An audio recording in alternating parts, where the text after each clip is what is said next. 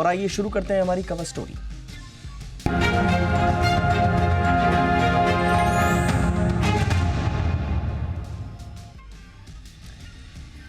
Tax payers को जब income tax विभाग की तरफ से नोटिस आता है तो अक्सर ये देखा गया है कि उसमें बेहद जटिल भाषा का इस्तेमाल किया जाता है।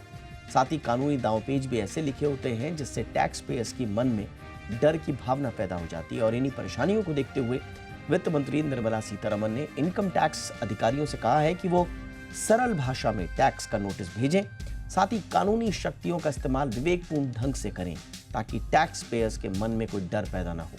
आज हम जानेंगे आखिर इनकम टैक्स विभाग की ओर से भेजे जाने वाले नोटिस से लोग क्या वाकई इतने परेशान होते हैं, भाषा इतनी जटिल क्यों होती है, अगर इसको सरल किया जाए तो इसका फायदा कैसे मिलेगा।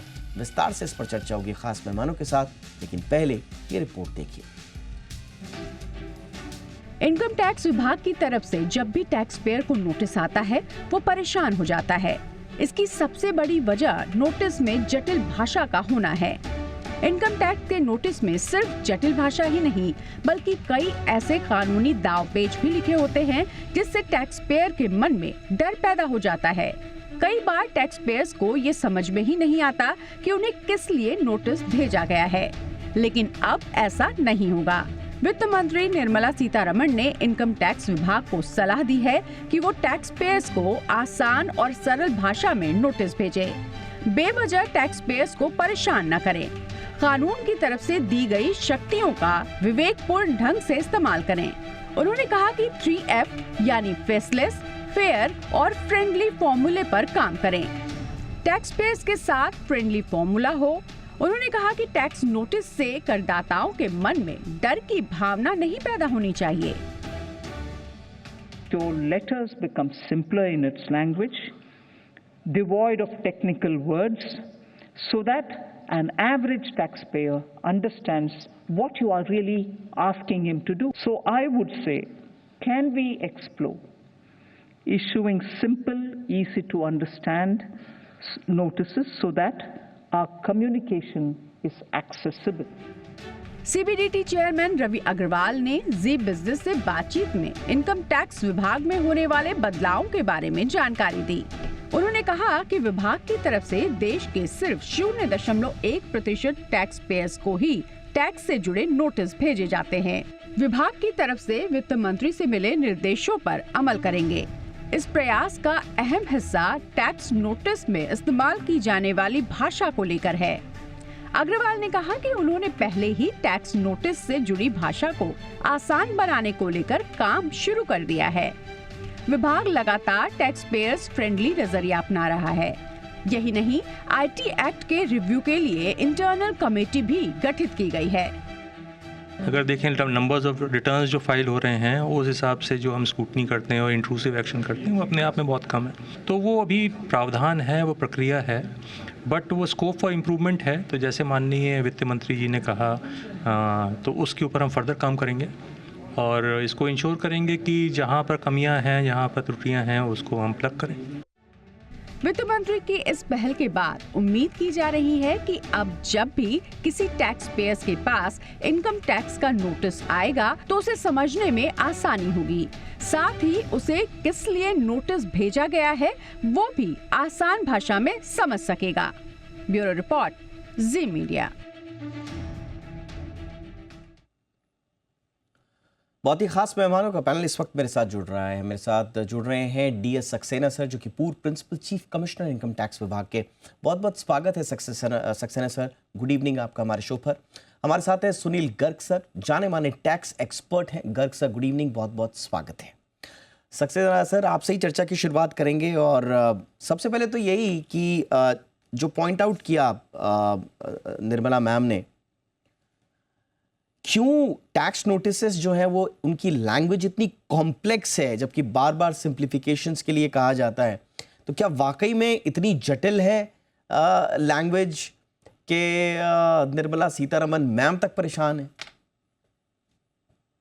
मैं ये कहना चाहूँगा कि इनकम टैक्स जो है वो इनकम टैक्स एक्ट 1961 के तहत ये नोटिस भेजे जाते हैं।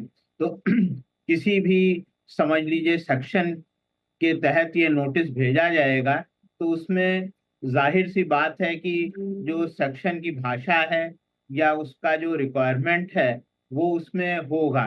तो इसलिए जो है बहुत बार जटिल भाषा में नोटिस इशू होता है, क्योंकि लीगल रिक्वायरमेंट ऐसा है।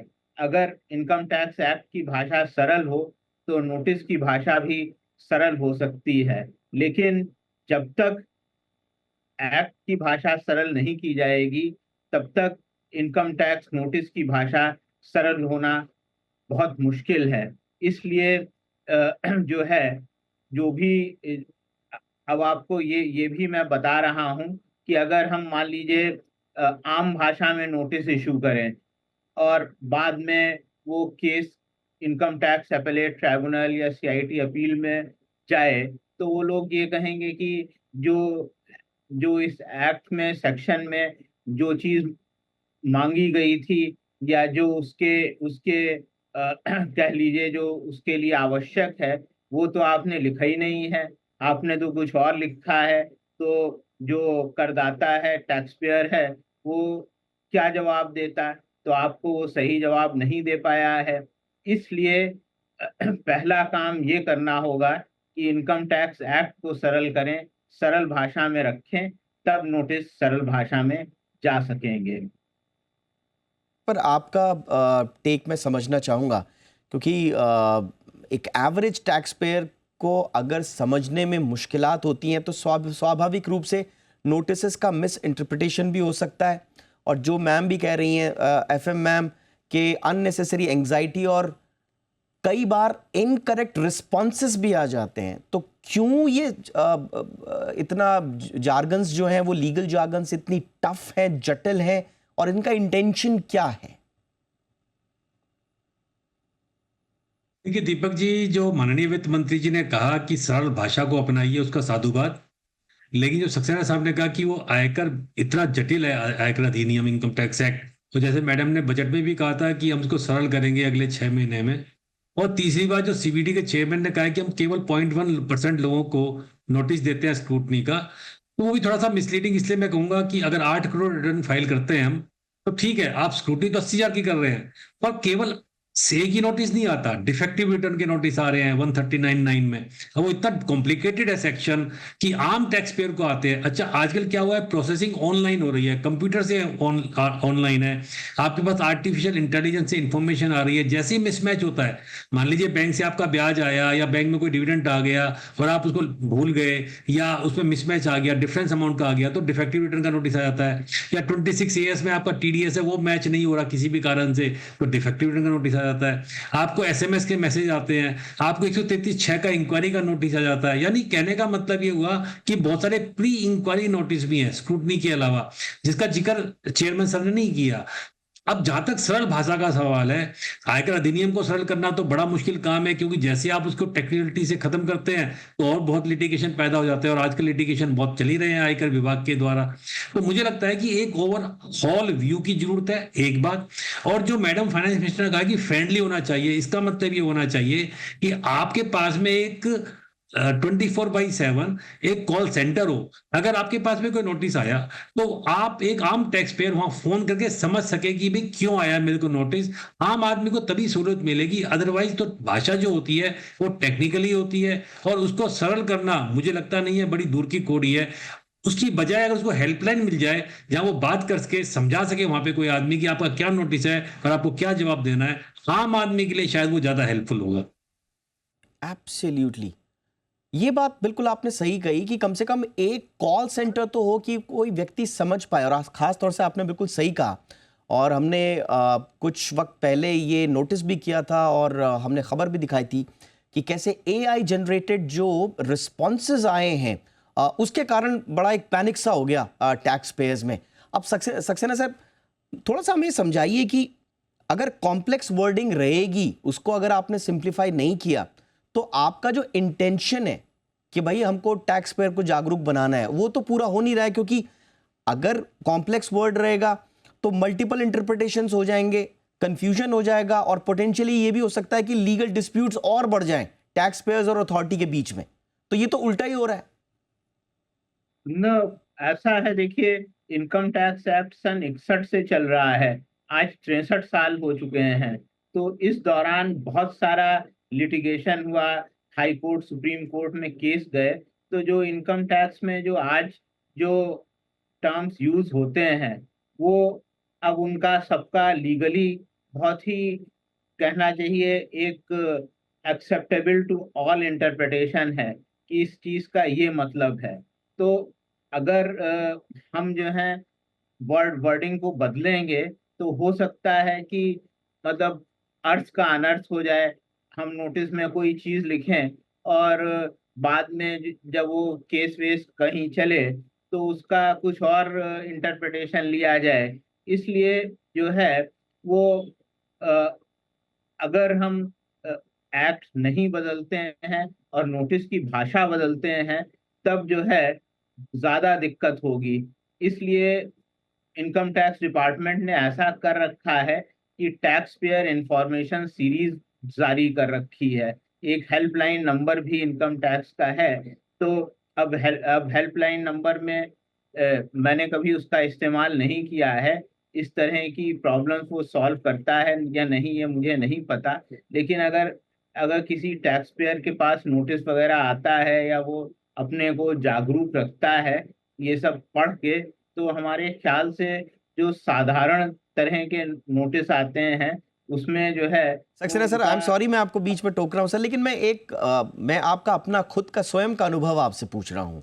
जो नोटिसेस आईटी विभाग की तरफ से आते हैं, क्या आपको लगता है कि एक एवरेज टैक्स पेयर उसको समझ पाएगा बिना किसी टैक्स एक्सपर्ट को कंसल्ट किए, बिना किसी लॉयर को कंसल्ट किए, या बिना किसी एडिशनल कॉस्ट को स्पेंड किए वो भाषा के समझ में आ सकती है सर? एक आम अपने अनुभव से बताइए सर। अगर आप मेरा अनुभव जानना चाहें तो ये है कि बहुत बहुत सारे, देखिए, छोटे केस होते हैं, सैलरीज वाले होते हैं, उसमें शायद ही कभी नोटिस आता हो जिसकी सिर्फ सैलरी इनकम है या कोई छोटा मोटा काम करता है। आज के समय जो चेयरमैन साहब कह रहे थे कि 0.1% लोगों के पास नोटिस आते हैं, तो ये वो लोग होते हैं जिनको जिनका जो सीए या टैक्स एक्सपर्ट की मदद लेते रहते हैं और उनको खुद भी समझ होती है कि उन्होंने क्या किया है और ये नोटिस क्यों आया है। तो सक्सेना इस सर, एक प्रकार बात ये भी हो रही है जिस पर गर्ग सर ने भी कहा अभी, एक्चुअली हो क्या रहा है कि डिजिटल ट्रांजिशन हो रहा है, और आईटी विभाग ने, बहुत अच्छी बात है कि इसको डिजिटल ट्रांसफॉर्मेशन को आत्मसात किया है। अब ठीक है, आज गिनती के आ रहे होंगे, लेकिन डिजिटल ट्रांसफॉर्मेशन के बाद जैसे जैसे डिजिटाइजेशन बढ़ेगा, ई असेसमेंट्स बढ़ेंगे, स्वाभाविक रूप से ज्यादा नोटिसेस आने शुरू होंगे, ज्यादा लोगों तक आने शुरू होंगे। वो जार्गन क्या समझ में आएगी? मैं थोड़ा सा सुनील गर्ग सर से मैं चाहूंगा कि सक्सेना सर ने जो आर्गुमेंट दिया उसमें अगर आपके पास कुछ ऐड करने के लिए। गर्ग सर देंगे तो हर तीसरे आदमी को कोई ना कोई नोटिस आ रहा है, चाहे वो मिसमैच का आ रहा है, चाहे वो डिफेक्टिव रिटर्न का आ रहा है, चाहे आपकी इंक्वायरी का आ रहा है। क्योंकि आजकल जब जो आर्टिफिशियल इंटेलिजेंस से डिजिटल इंफॉर्मेशन कलेक्ट हो रही है उसमें कहीं ना कहीं मिसमैच हो जाता है, और आम जो वेतनभोगी कर्मचारी है या आम आदमी है, आप उससे ऐसी उम्मीद नहीं कर सकते हैं कि उसको इनकम टैक्स में एक्सपर्ट होगा, और ना ही वो टैक्स एक्सपर्ट के पास जाके उसकी कॉस्ट को बियर कर सकता है।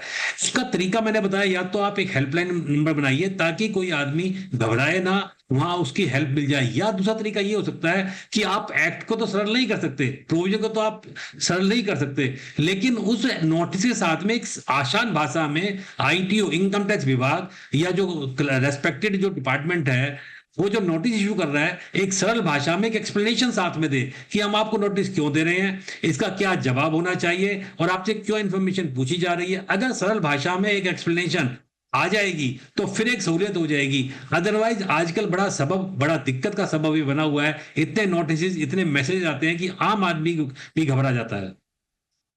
अब देखना यह होगा कि इनकम टैक्स विभाग ने जो कहा है कि वो वित्त मंत्री साहिबा की बात को अमल में लाएंगे, इसके सॉल्यूशंस क्या निकालते हैं। लेकिन हमें दोनों साइड पता चली, जैसा सक्सेना सर ने बताया कि इसमें आपको पूरे इनकम टैक्स के जो प्रावधान हैं उनका सरलीकरण करना पड़ेगा, लेकिन क्या ये इतना मुश्किल होगा, इतना आसान होगा, ये आने वाला वक्त बताएगा। हमारे दोनों एक्सपर्ट्स ने इस पर अपनी अपनी बात रखी। Thank you so much DS Saxena sir, आपने वक्त निकाला sir, thank you so much. Sunil Garg sir, बहुत बहुत शुक्रिया सर आपका भी शो में आने के लिए।